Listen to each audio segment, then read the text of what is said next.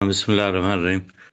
آیتوں تو بہت ساری وسیع ہیں، اور جو مرکزی آیت ہے وہ ہے 185 کے جو شروع کی جو آیت ہے، شہر رمضان الذی انزل فیہ جی جی قرآن القرآن ہدی للناس وبینات فی الہدی والفرقان، جو بہت سارے رسائل ہیں اور بہت سارے میسیجز ہیں۔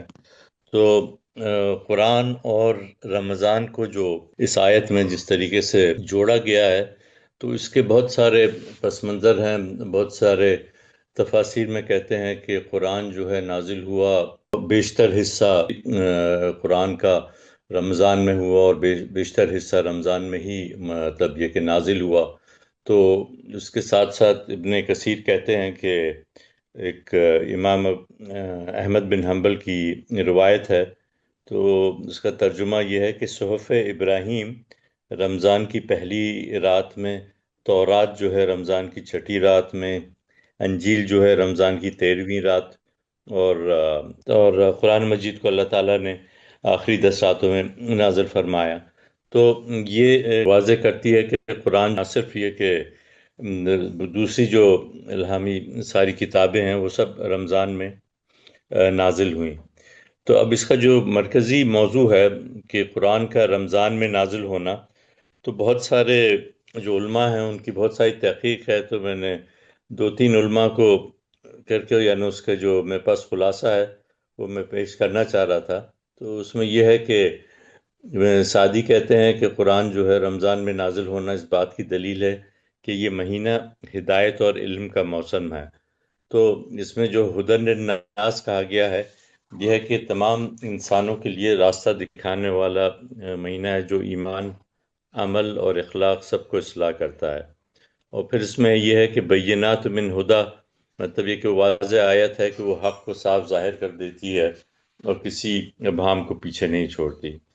اور پھر یہ ہے کہ اس میں فرقان کا بھی ذکر ہے، یعنی قرآن میں جو معیار ہے وہ حق و باطل، ہدایت و گمراہی میں فرق واضح ہو جاتا ہے۔ تو روزانہ انسان کو صبر، تقوی اور ضبط نفس سکھاتا ہے، اور روزہ جو ہے انسان کو مطلب یہ کہ یہی اوصاف جو ہے نا قرآن کے، اس سے فائدہ اٹھانے کے لیے بناتا ہے۔ تو خلاصہ یہ کہ رمضان روزہ دل کو پاک کرتا ہے، اور قرآن اس پاک دل کو ہدایت سے بھر دیتا ہے۔ فی دلال قرآن میں کہتے ہیں کہ مطلب یہ کہ وہ رمضان وہ بارکت مہینہ ہے جس میں اللہ تعالیٰ نے قرآن کے نزول کے ساتھ ہمیشہ کے لیے وابستہ کر دیا۔ یہ محض روزوں کا مہینہ نہیں بلکہ ہدایت کے نزول، دلوں کی تربیت اور انسانیت کی روشنی کے لیے مہینہ ہے۔ تو اس میں جو کیا خلاصہ ہے کہ قرآن ہدایت دیتا ہے، اور رمضان دل کو اس ہدایت کے قبول کرنے کے لیے تیار کرتا ہے۔ قرآن جو ہے صرف محض پڑھنے کے لیے نہیں بلکہ زندگی کو بدلنے والا دستور ہے، اور رمضان جو ہے وہ ماحول پیدا کرتا ہے جس میں قرآن کو قبول کرنے کے لیے قابل ہو جاتا ہے۔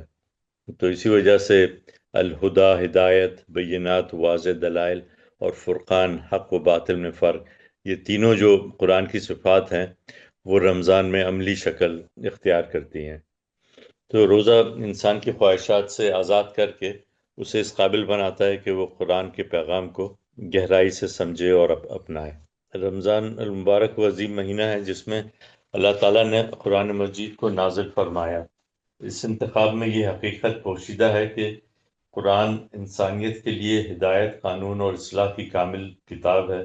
رمضان وہ مہینہ ہے جو اس کتاب کو حقیقی طور پر جوڑنے کے لیے موضوع بنایا گیا ہے۔